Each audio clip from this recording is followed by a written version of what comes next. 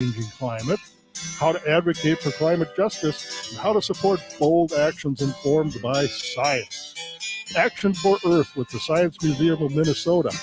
More at smm.org/action.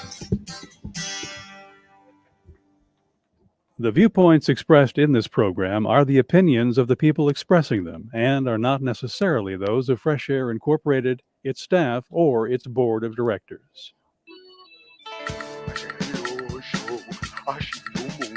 The time now is 1 o'clock. You're listening to Fresh Air Community Radio, 90.3 FM, Minneapolis, on the round world, all over the place.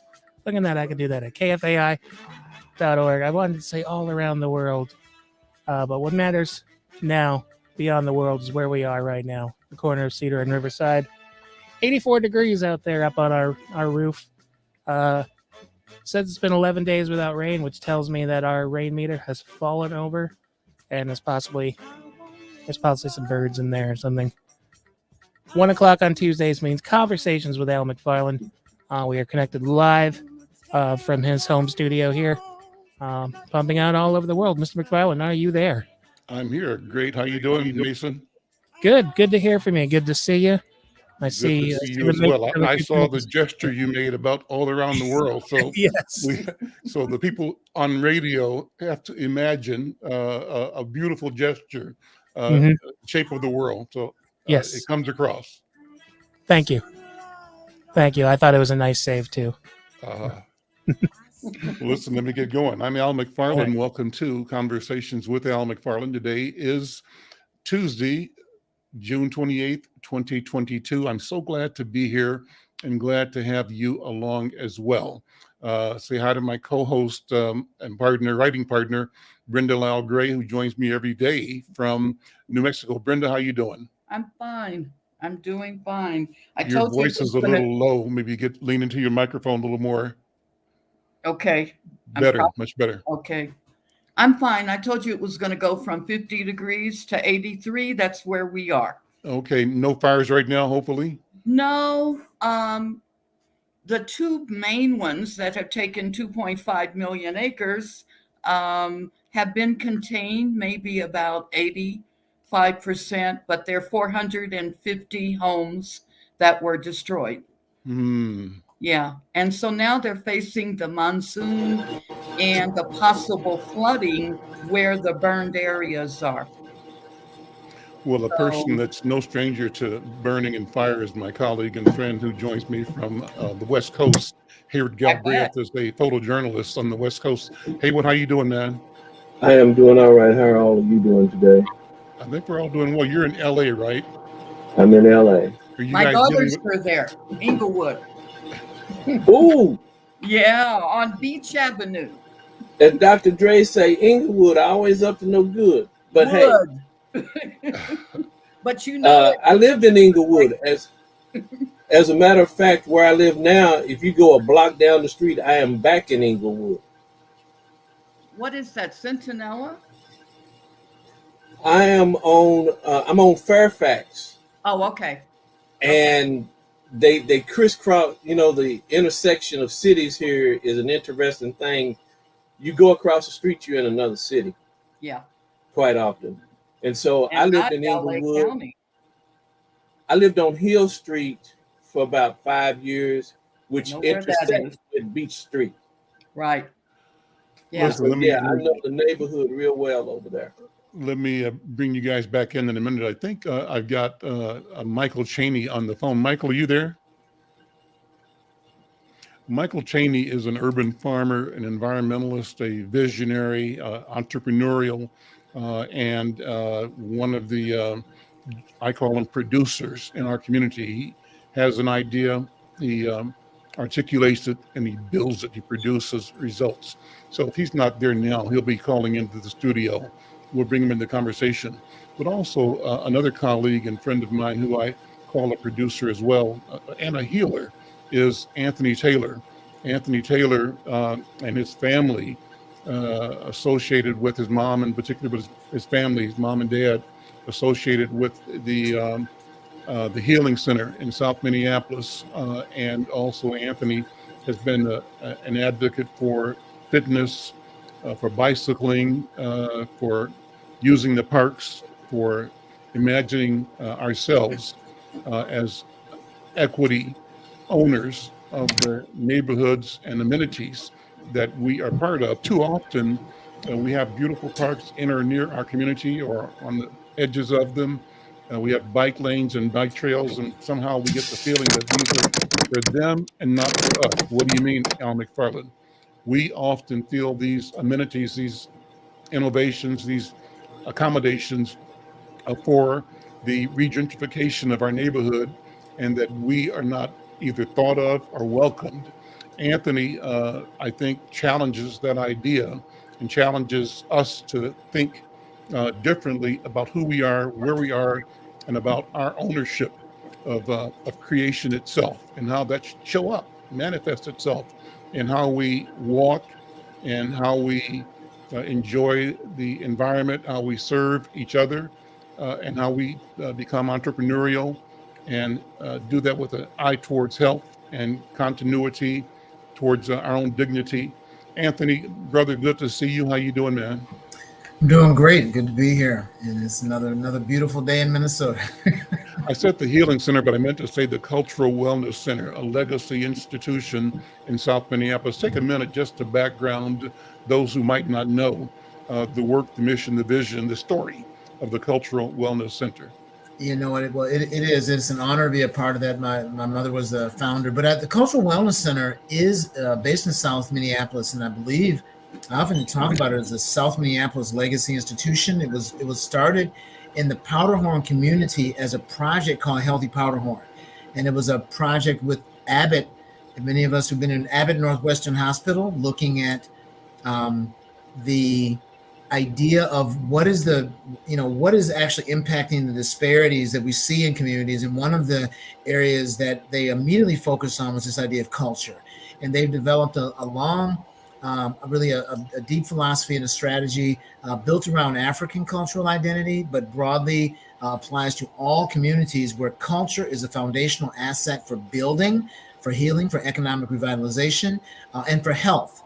And they've really done some tremendous work in lots of areas, but they've looked at this idea of health and disparities and minimizing those, but they've applied that philosophy and the cultural wellness approach to education, to economics, and now most recently to community development, as we are actually getting engaged in actually built environment development as a result of the uprising after the murder of George Floyd. So it's a really emergent work, and we really see this as a long partnership. And again, this is a partnership between elders in the community, where you're building.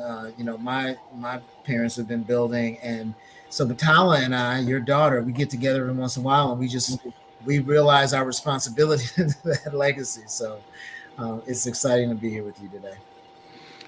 And what you and your mom and your family have done is renegotiate the relationship between our community and the powers that be. Your mom and you have been and remain formidable, fierce in your clarity and in your articulation of who we are and what we require of ourselves and of everyone else. In the notion, the spirit of partnership. Talk about that. How does your family, I think it's kind of a marker of leadership, I think, but you represent that, your mom represents it. What does it mean to you? No, you're muted. You're muted. There we go. Here you go. Thanks. I think that we use phrases like being unapologetically Black. And what I really point to with my mother, I point it to you with you when we speak some days, is that it's really amazing to be the child of someone who has lived through a couple really interesting cycles in history for Black people. Definitely the fruits of the Great Migration, deep segregation in the South, the economic, death of Milwaukee. In Chicago, in the 70s and 80s, the creation of the Black Power movement, putting kids into college as a strategy, I mean, that we don't really talk about all of that she's done and you've done and the elders have done in that way. And we are the latest iteration of that. And I think the truth of the matter is that this is grounded in a Black worldview. And I think this is something we're rediscovering. I know you are definitely a Marcus Garvey, but I think we don't always really understand that this idea of committing to a Black philosophical worldview that actually is important because it can save the planet. It is a very particular relationship to consumption that can save us. Is a very particular relationship to nature, to outdoors, to the planet, to our families, and that what we see is a distortion of those ideas. It's not, what it is. And I think that's one of the things that I really feel like that's the space I grew up in. That is what I really have learned. I see that again, as I said, in my mother's work and your work and the elders' work. Michael Chaney, another elder in our community, the same idea. And so you all know the source, and we just kind of lost track. And now we're re-engaging with the source of identity related to a Black worldview and the way that we're going to build things. So it's an exciting time for us and an exciting time for me to be able to do the work in the wake of, that thinking. Well, Anthony, I think that you're also engaging with the formidable set of assets, of tools, of training. Not only have you absorbed the spirit, the energy, the will to change and be change agents that we, in my generation, represent, that we see ourselves carrying from the people that we, followed and who nurtured and mentored us. But we see in you a skill set that is unlike anything we've ever seen before. And it means that not only are you grounded in the culture, in an Africanist worldview, a confidence in your and our humanity, and a willingness to not be deceived by or impressed by what anybody else is doing, to understand that all of us are basically made from the same material, and that each of us has a voice that is as important as the next person's voice.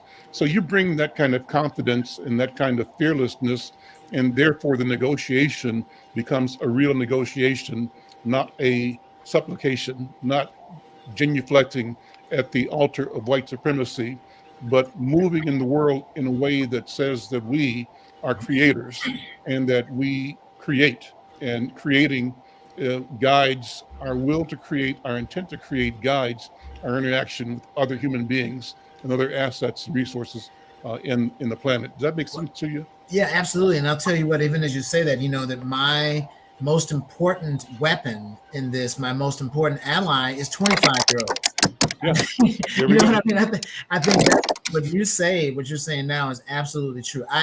That the 25, 35-year-olds, that they are no joke, that the skill set they have, the outlook they have, the lack of the fearlessness they have, the tools and control of media, the value they have, the deep value for the creative, which is another element of this, the artist and the creative. And we are living in a tremendously amazing time.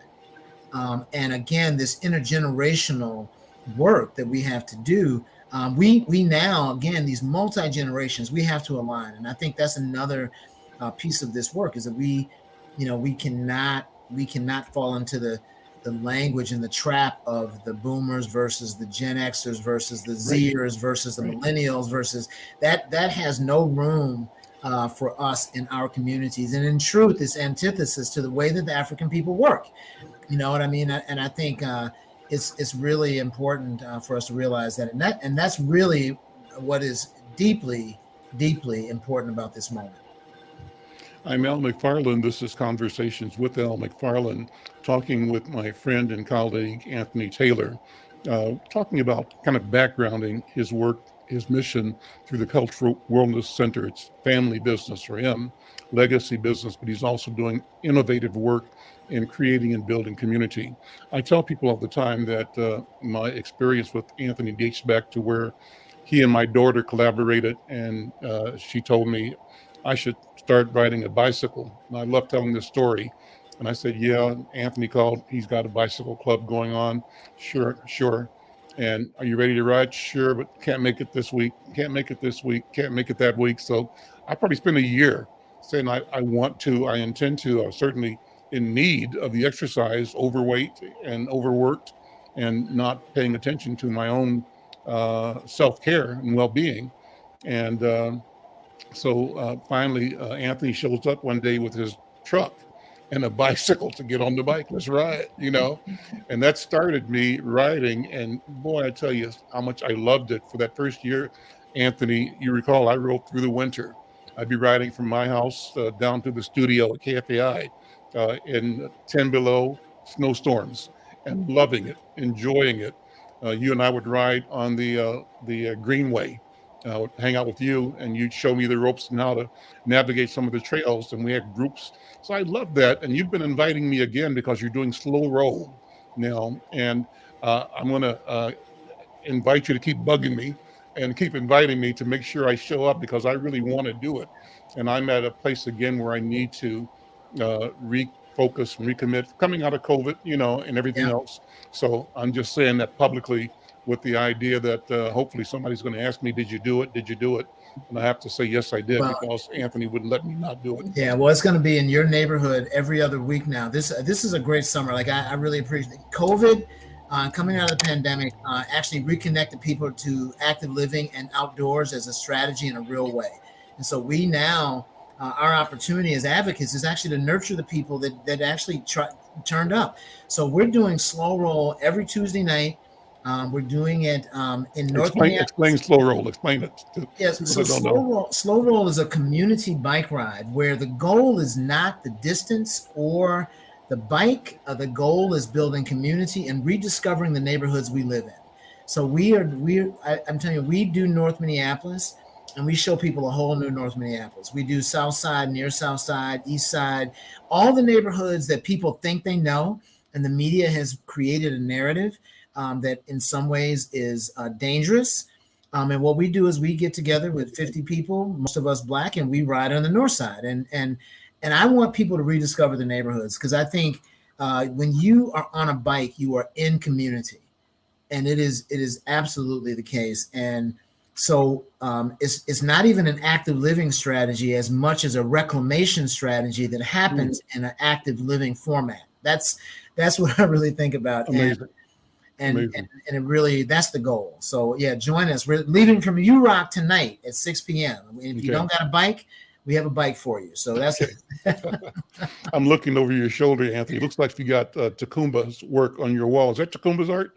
Absolutely. Yeah. Tacumba is another elder brother that I honor. And again, I start my day with the energy of the elders because of him every day. Beautiful. I see the work just stands out. Is Michael Chaney on? Michael Chaney's trying to join us, I think, by calling the studio. I don't know if he made it on or not. Is someone in the studio that can tell me if Chaney's on or not? I have not seen his call yet. No. Okay, thank you. If he calls, just patch him in. I want to go back to my friend out in California and Brenda. Brother Haywood, you've been on once with me before, but we didn't get a chance to really deal with your work and your story as a photographer and as a force in the community in our profession. Welcome again. Good to see you again. And thank you for all that you have done and continue to do in your profession and in community. But walk us through your background as a photographer again. My background as a photojournalist is I started my career in Mayfield, Kentucky. I think I started out in 1976, 77. I did a community program at the radio station WYNC in Mayfield, Kentucky. But what got me started wanting to be a photojournalist is when I was a little boy, about 10 years old, I was helping my grandmother take care of my grandfather who had a massive stroke, and she was working a couple of jobs to save the family farm. And so my job was to take care of him when she went to work, and most of the time it was in the evening. And so one evening I was watching a news program, and they had a segment on that said black men aren't with their families. And when it went off, I kind of sat there and stared at the television set, and I was saying to myself that that's not right. That's wrong. And I always tell people that I heard the voice of God say to me, you see what you just saw. In the years to go by, this is the medium that people will determine what they think about people. And right then and there, I decided I wanted to be a photojournalist, although I didn't know at the time it was photojournalist. I just knew I wanted to be someone who documented history, especially black people's history, where I could get it right, and also document other people's history so I can make sure that it was presented correctly also. So about 1980, I went to Florida. I got into the business in 1984, went to work for a television station, WSVN7 in Fort Lauderdale, Miami, as a sound tech. And I would carry my camera around with me, trying to take pictures of events that we were covering. Nobody wanted to buy a picture, but one day I got a picture of the only woman at the time who had made the FBI's most wanted list. Her and her sons ran a marijuana business in South Florida, and they finally caught her. And I captured images of her being walked into the federal courthouse and called the newspapers. They took them, and from that point on, they started using my images, and that's how I built up my career. Then in 1989, I came to California and went to work for the Los Angeles Sentinel newspaper. And when I got here, the paper wasn't being able to cover a lot of events, even those that involve black people, high profile black people. So I began to advocate, and I had Congresswoman Maxine Waters, Julian Dixon before he passed away, and others writing letters to these individuals. And we started getting in, and that's been the basis of my career, advocating for the black press. And when the O.J. Simpson trial came up, I advocated, and none of the major white-owned news services wanted the black press to work beside them. And Judge Ito, he heard my complaints about what was going on, and he decided to give the black press a photo position in the trial. It had never happened before like that. And what wound up happening was my news organization was the only news organization that was in there every day. Even though there was a couple of photographers every day, it was three of us. They had to trade places with each other. It was 23 pools of photo pools, but mine was the only one that was in there constantly. And I took like 19,000 images. I have the only complete record by one news organization of the O.J. Simpson double murder trial. And I was doing it for the NNPA. Mm-hmm. So I was sending those photos out, and there were things that were done. They basically blackballed my career after that. They wouldn't give me any of those accolades that journalists get when you do something like that. Mm-hmm. They blocked me from being able to get, sign up with companies giving me equipment to do stuff, and going to schools to talk about it. None of that has happened in 27 years, but that doesn't mean that it's not going to happen. And I'm still working I started an organization, Minority Photojournalism Institute, to teach young black photojournalists journalism and fix it where they could get opportunities to be photojournalists. And my goal in life is for us to be able to tell our story, not only tell our story in words, but in images, because images are very impactful. The civil rights movement didn't have what it had with the impact on America because of words.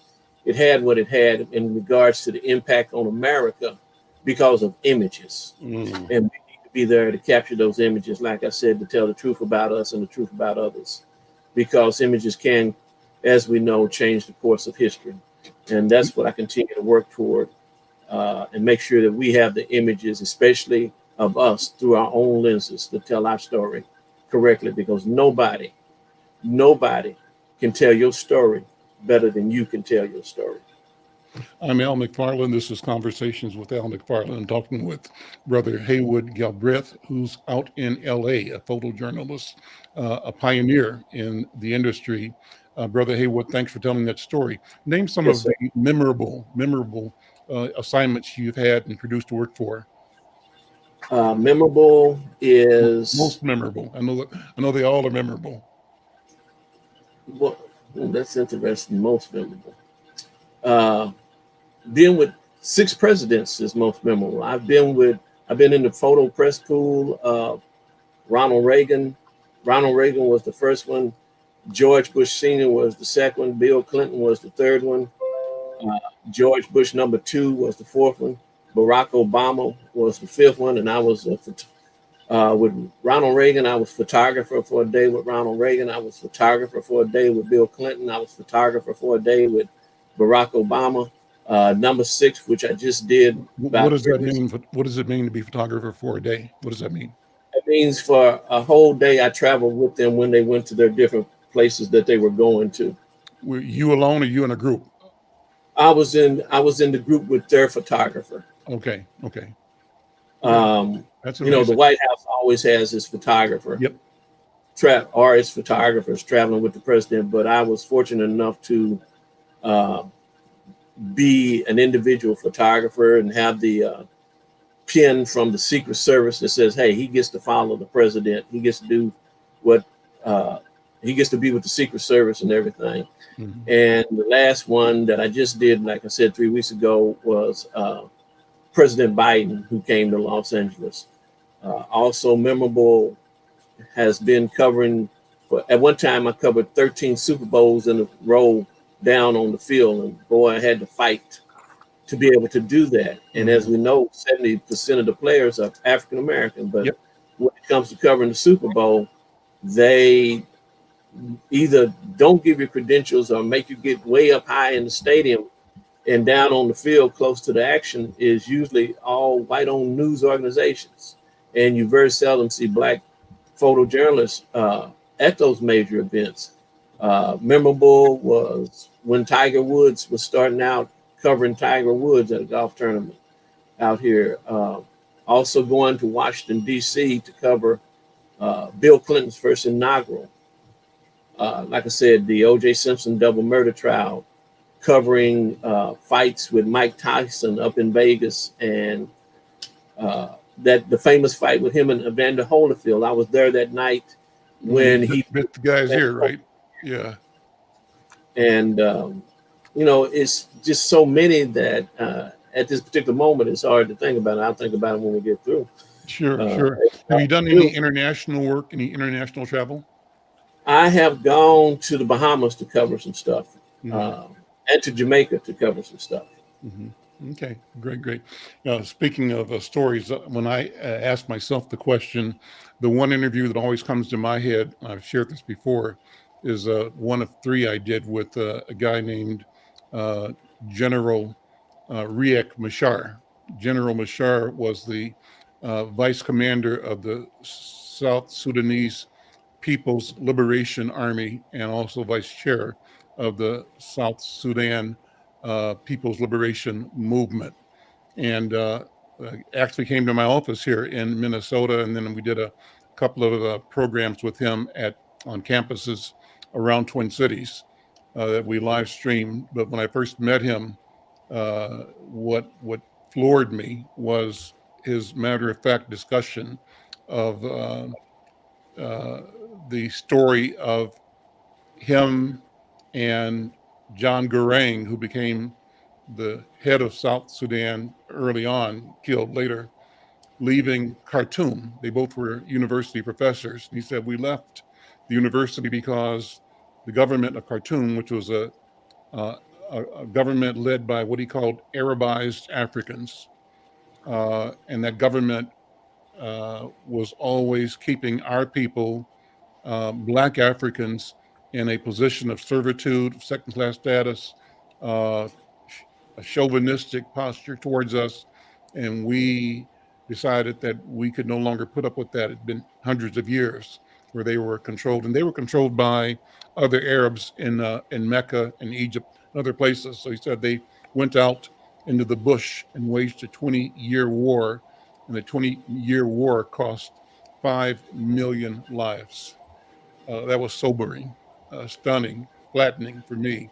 But to have my job as a journalist put me in touch with people who have operated with consequence on the world stage, as you have in describing the presidents you've talked to, it's a humbling responsibility, and I think we're lucky to be able to do what this work and to share it and to report about it as well.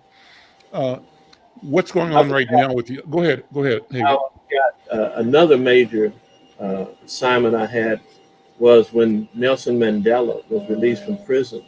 You may remember he came to the United States, and when he came to Los Angeles, I was one of his official photographers for that trip to Los Angeles. And I have a very iconic picture at the LA Coliseum on stage with Nelson Mandela, Winnie Mandela, Congresswoman Maxine Waters, and Tom Bradley. And what's so significant about that photo is Congresswoman Auntie Maxine is the only one that's still alive from that night. It's a very iconic photo that she gave me permission to sell to raise money for my nonprofit to help train young journalists of color. But it's a very, and what I like about it is all four of them in unison are holding up their fist. The Black Power salute. It's a awesome photo, and one of these times I will find it so that the everyone can see it. It's a everybody that sees it, it's just blows them away. I'm sure. My Mandela story is that when he was here in Twin Cities, a friend of mine called and asked me if I could credential him to go see. Oh, we're losing him. Maybe he'll come back in a second. I'll put the big screen on. But a friend of mine, Clyde Belcourt, founder of the American Indian Movement, called and said he wanted to meet with Mandela, and the organizers weren't making it happen. Could I give him credentials so he could be there representing Inside News? And I said, of course. So I credentialed him, and he went and had a chance to present the case, the story of the Aboriginal people to Mandela, and said that we are looking for international intervention in the challenges we have against the colonists, the imperial people that have invaded and taken control of our land. So that was fascinating. And as it turned out, I had another photographer there who captured that photograph of almost a face-to-face between Nelson Mandela and Clyde Belcourt. Great story. So we've lost Hayward, but maybe he'll come back in. And I'm just sending Michael Chaney a note again because he's trying to get on. And I'm giving him the dial-in number. Anthony, what are you thinking as you listen to us talk? Because all this history just adds up to what you and I do, and Brenda, what we do all the time. Well, I think, well, the first thing I thought about too is really the conversation as connects to Gordon Parks, another, and that the weapon. I really have always loved that metaphor, and so I think about that immediately. And one of the things that I also think about is that the documentation of Black life that he talks about, the visual representations of it, and I do. Again, as I said earlier, the idea of the artist, the role of the artist to document the emotional life that a community is having. You know what I mean? I think that's really what I was sitting here thinking, because I think for Slow Roll, one of the elements of our success in the last couple of years is that we stopped collaborating, for example, with bike organizations, and we started collaborating with arts organizations and community serving organizations around those ideas, because our intention was to move it, to make it a tool for connecting people in community. And so, that's really kind of what I'm really thinking about in terms of where we are and how we are building community. Like, what are the elements of building community? And really that role of the artist, and is really, really critical and key to that. We got Hayward back. Hayward, let me bring you back into the stream here. Yeah, we lost you for a second there.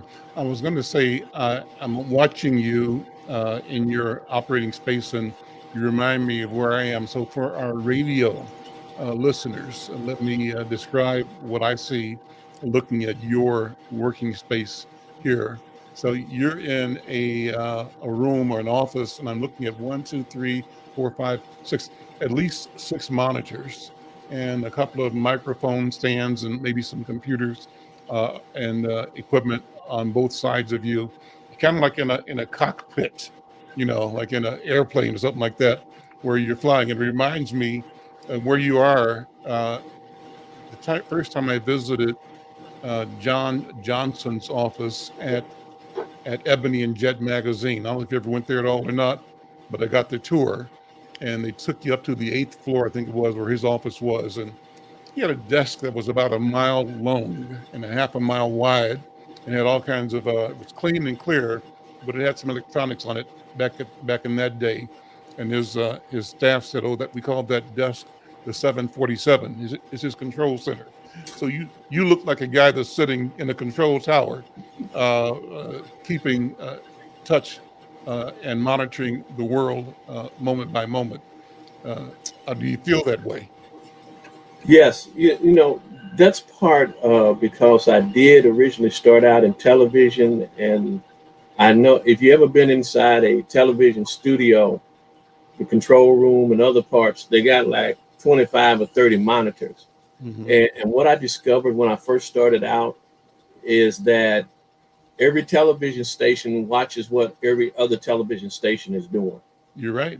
And that's why they got all those monitors up there. And so I have all these monitors because I'm monitoring different television stations, but on my computer, I'm always multitasking in Photoshop and Lightroom, and like you said, checking out something that may be going on internationally, so that I can, it's hard to do with one monitor. Mm-hmm. So I have 4 monitors, and those 2 up top are actually television. So, and one of them is hooked up to the internet, and that's the good thing about the newer televisions. They can be hooked up to the internet to pick up stuff. But yes, I got my little control room going here. And the truth is, what I'm talking to you on is actually a new computer. This is the first time I use the camera, which means when I get off of it, I have to do some stuff to adjust the color where the color is correct. But I just got this and started using it.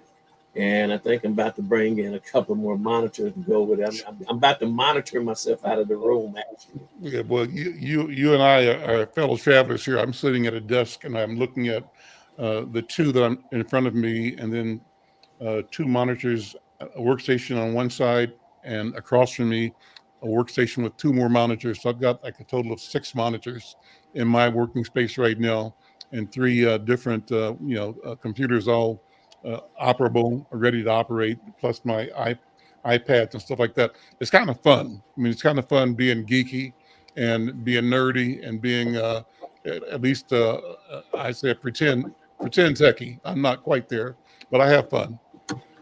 Yeah, and sometimes, I always tell people we are the sum total of our life's experiences. And growing up, family and others, they said, you're not going to amount to anything. You don't do your homework. You get bad grades. You're just not smart. You're not going to do it. And so when computers came out and we got into computers, I made a point to learn how to do computers because that was like geeks, and that was like geeks are smart. So that was another reason I got into computers. And speaking about that, it's interesting how things have changed, because what was realized when I got older in school is that I was really into this type of stuff, but where I was from, they didn't have that type. Teachers didn't recognize, and family didn't recognize that some people operate on a different wavelength. And I really wish back then they would have had schools that had, like they have now, that are for the arts and stuff. I know that I would have done much better and been much more attentive. And one of the other things they found out was, in reference to me doing my homework and doing stuff in school, was that what they was teaching, in a way, I was advanced of it, and I was just bored. When I was given something that was very difficult that got my attention, I excelled in it. Interesting. I'm Al McFarlane. This is Conversations with Al McFarlane, talking to Haywood Galbraith, photojournalist, innovator out in LA. Also here, my friend and colleague, Anthony Taylor. Anthony Taylor and my writing partner, Brenda Lyle Gray. Anthony, as we were talking, I want to get back to you. A couple of days ago, we interviewed people from the University of Minnesota School of Architecture and the Design Center, who are collaborating with Chaney and others to look at the corridor between Worth Park and the Mississippi River in North Minneapolis. It's 26th, I think it's Avenue or 26th Street. I'm not sure which it is. Street. But it's a 26th Street. It's a street avenue. Which one is it? It's 26th Street. Yeah, 26th Street corridor. Yep. And so, you know, as they were describing the process they are going about, working with organizations like Hawthorne Neighborhood and other community organizations to generate awareness, involvement, support, and the voice of the community in the planning of the potential uses, ways of service this roadway can have, not just as a street between point A and point B, but what the significance is of connecting, you know, Theodore Worth Park, which is a regional resource, and the Mississippi River, which at the end of it right now, it's industrial, but it's part of a larger, grander development scheme. And the development scheme ought to include, as you have said, the interest, the futures for Black people. And too often in the past, the design of community has been something that we've not been a part of. Have you worked with them at all? I know you've worked with Theodore Worth Park with some projects with the Loppet Foundation, and you're all about the river and reclaiming spaces for us to enjoy and know ourselves and our community.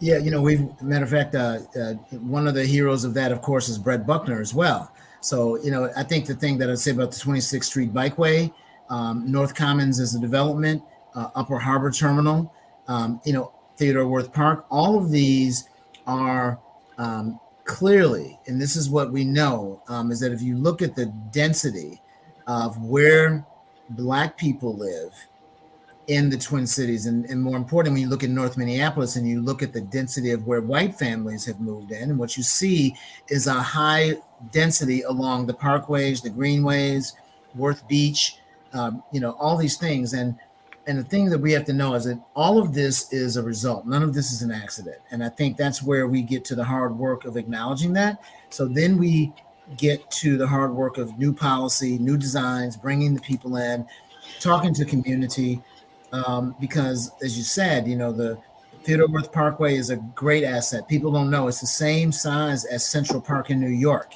and more active.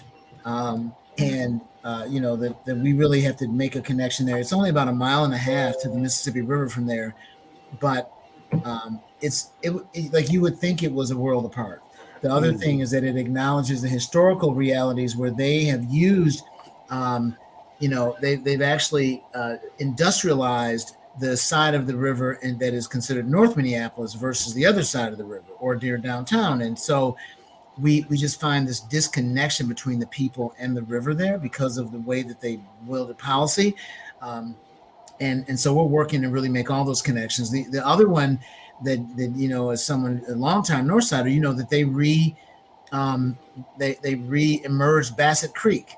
You know, Bassett Creek was an environmental hazard as well. Mm-hmm. And part of the project when they redid Sumner Housing Complex there, and now, that we unearthed Bassett Creek and replanted prairie grass. And so there's an active strategy to reclaim all of these natural spaces for us. And the last project actually that's happening on the north side, Mr. McFarlane, I think that is exciting, is the possible reclaiming of Highway 55. A lot of people don't know that as Old 6th Street.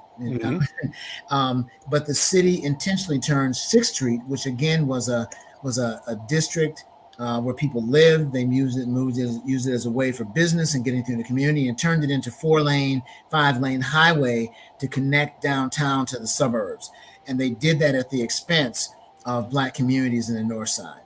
And again, it's just full of those things. So even as they do this work that they're talking about, I think the thing that we have to more aggressively push on is the acknowledgement of the ways that they historically have wielded this policy against our communities. And now they have reparative and restorative work to do. And so this is where, they're doing it. And I think on the community side, we have to share that information with them so that they are more diligent, so that they begin to see themselves on the 26th Greenway. They don't see the 26th Street Bikeway as a way to connect white people at Theodore Wirth to the river, but as something that we will use and actively be a part of. And I'll say that one of the things in the north side and in most communities, some of the most vehement opponents to bikeways and greenways are historically marginalized communities. It's the Hmong community, the African American community, because they have not seen where bike lanes have worked out for them, right? It hasn't worked out for us to date. City infrastructure hasn't worked out for us to date. So it's not imagined. They're absolutely right. But we now have to, really stay deeply engaged in the public policy and make sure that these investments as they're being made, again, serve us. And we have to find our ways to using it. And there's a lot going on in North Miami. I mean, I just mentioned 5 projects that are all look like they're bike lane projects or park projects, but they have deep opportunity to really influence the lived experience of our community. And North Commons is right in the middle of it. Like I said, what's happening there, they're involved in a community engagement process in North Commons Park right now that actually is more significant than 26th Street Parkway. It's one, if you live in North Minneapolis, or have a legacy relationship in North Minneapolis, like we need to keep our eye on that project because it's a $22 million project now, just for North Commons. Describe it, if you would, as much as you can. There is a project that the park board is engaged in to actually redesign and rebuild North Commons as a community hub. And again, the right now is an opportunity. I was saying, Brother Brett Buckner is really standing strong on behalf of community, but actively this week, as a matter of fact, last night and tomorrow night, they're actually doing a community sessions where they're going to be showing potential iterations of what the park may be. And I think we, as community members, need to go down and talk about the ways that we want to live actively, the kind of programming we want for our families and children. And people are asking for strange things that, historically seem strange, but they want to learn how to camp at North Commons. They want to roller skate at North Commons, right? I think I saw something. They're doing some roller skating up there this week, right? This weekend. I mean, and again, so this that we have to really dig in and say and have an opinion about how do we want to live actively, right? And what is our approach for living actively? And all of those are part. That's all part of the effort for us. So that's really, again, public policy. And this is where I say public policy was wielded against us, created the challenges we see, and it is also our way out. So we have to engage deeply in public policy, push on our elected officials, get municipal investment in our communities. And we will get that by being engaged, not disengaged. And it starts with, with these community efforts, and it ends with voting. And that's all of this. It doesn't seem connected, but it's all absolutely deeply connected. We've had your son on the cover of Inside News on a couple of occasions, I think. He's an active, New School active youth. Talk about how he's doing. you have a 17-year-old, and as 17-year-olds know everything about the world, which is difficult for us to accept, but they do. And but he's a world-class snowboarder, and he and what's interesting, Mr. McFarlane, is that he really got an opportunity to travel out west, snowboard with the U.S. Olympic team, and after being out there, he decided that he did not want to continue that path. He didn't want to be an Olympian and do it that way. So he's come back home, and what he's doing now is he's coaching mountain biking and coaching snowboarding, and really preparing for his life in college. As an advocate for different kinds of sports, and including F1 racing and IndyCar racing. And so I think he really has leaned into this idea of where are the spaces that Black people have a legacy, but may not necessarily be present all the time. So we have lots of opportunity to do things that are new, and that's what I mean. The young people that we're raising, they are imagining stuff and doing things. They're not even imagining. They're going after these things that we hadn't even necessarily considered as what Black people do. And so I'm really. And your grandson is doing go-kart racing, which is funny, right? My son wants to race F1, and your grandson. I was telling my wife, Bobby, I said, thinking about they went to Cokato, I think it is, or Cokato, Minnesota. There's a racetrack. But here's a 7-year-old, eight next month, driving a go-kart, and he's driving at 40 miles an hour on the track. Just the thought of this, I said, dang, if he's driving a go-kart at 40 miles an hour, and he's 7 years old, 8 years old. If he can do that, he can fly. We need to get him an airplane. That's right. See, this is, matter of fact, his shout out for, Nita Kellogg at Project Diva, another community leader, is actually leading an effort taking Black women, young emerging Black women, to pilot school. I mean, it's she's got 13 to 16-year-olds that are starting a pilot program. Mm-hmm. I mean, so we can't even joke about this stuff anymore. It's all going to happen. It can happen. It will happen. It will happen. We were watching I think a BET program or an interview with a guy who was a pilot and who has his own commercial aircraft pilot company. I forgot where he is, but he was talking about how he got into flying and got into qualifying a matter of hours before you can travel and fly the big 747s and the big ones. He's qualified for all of that, but he went from there to getting his own company started, and now has built a fleet. And he's telling people now, if you get on board here, I can get you from where you are now when you come in 5 to 7 years, you'll be a millionaire, because that's how lucrative the flying business is. If you lock in, do the work and do it well, that you can build wealth. And so the name of the game is building wealth, and the goal is intergenerational wealth that we have is not for particularly exclusively for conspicuous consumption, but asset building, wealth building that gives us the opportunity to shape by collaborating, by corroborating with each other, shape the destiny of our communities and of our people, and ultimately of humanity. But I think we're on the path there, and I think you're right. The youngest kids, their futures are unlimited, and we simply have to be mindful and not be barriers and not be discouragers, but rather be enablers and supporters and believe in their imaginations. What do you think, Anthony? And Hayward, what do you think? Anthony, go ahead first. Well, yeah, I think it's absolutely right. And I think that they are in a moment where their imagination is unbounded.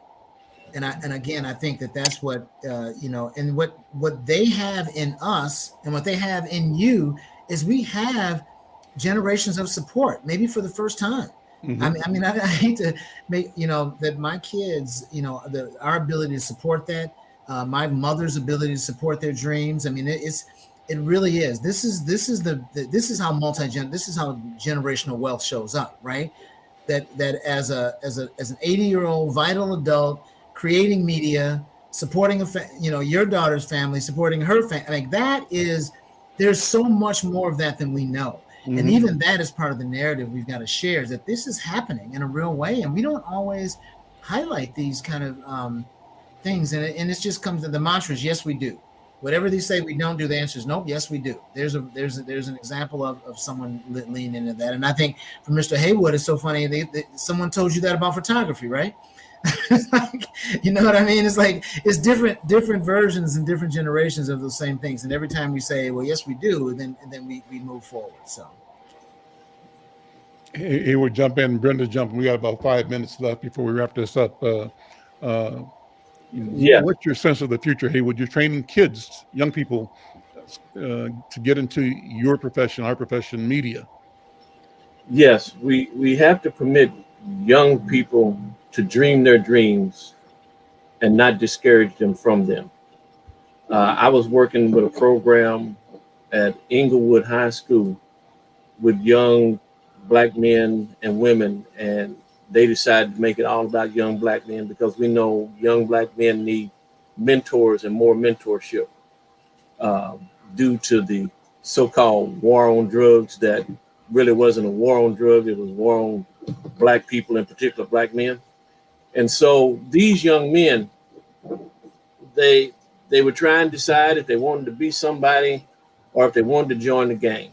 They got in this photography program, and it was so interesting that when we gave them an opportunity to dream and showed them that there was a different world out there than what they were accustomed to, that these young men decided that they wanted to be a part of that different world and do something with their lives. And when you looked at these young men and what they were doing with the images, they were amazed at themselves that they had the talent, and they decided to work their talent. Several of those young men decided to go ahead after they graduated and start photography businesses.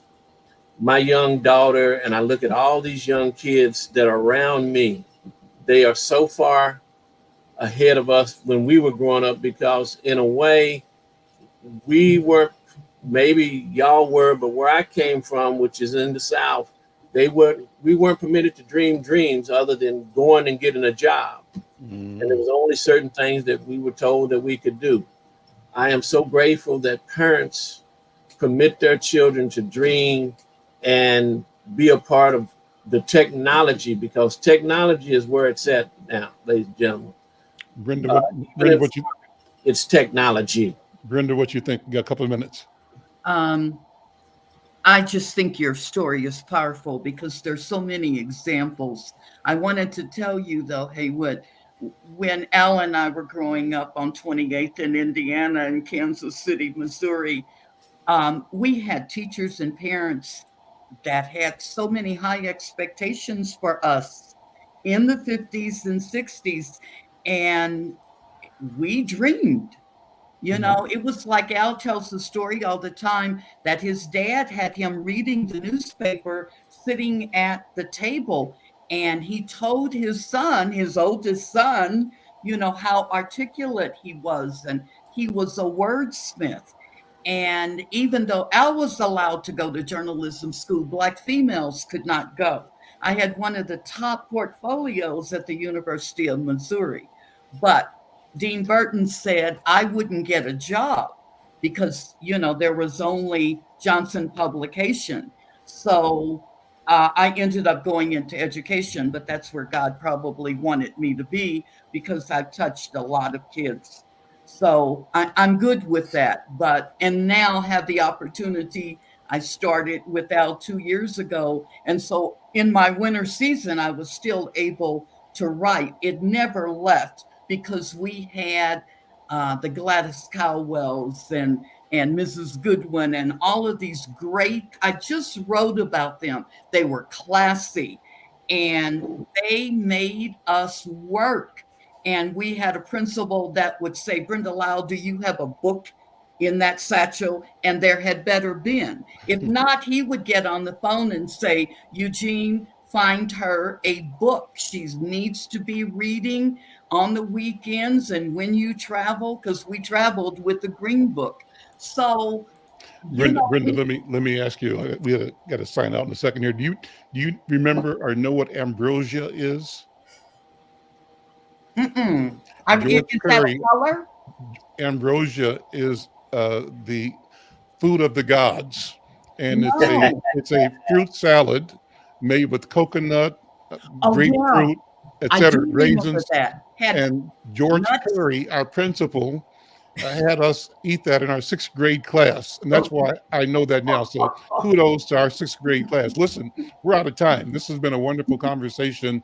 Brother Haywood, thank you. Brother Anthony, thank you. As always, Brenda, thank you. We didn't get to Michael Chaney, and I reached out to another new friend of mine, brother named Troy Johnson, who has a company called the African American Literary Book Club. And he sent me a note listing several books to read. Can't do it now, we're out of time. But what I want to do is ask him to join the program at least for a minute or two to tell us about new books, because he's selling books worldwide online and promoting literature, promoting reading. I think we should do the same, is elevate our appreciation, our love, and our prowess in the pursuit of knowledge, information, experience through reading and through media. Listen, it's 2:00, time for me to go. Let me turn it back to the studio. Again, thanks. See you all next week. Take care. Bye-bye. Thank you. Enjoy California. I will. Al, I'm about to call you. Okay, thank you. Programming is supported by Hennepin County Child and Teen Checkups, whose free annual checkups can help listeners take control of their health. Annual checkups can identify potential. Are we off?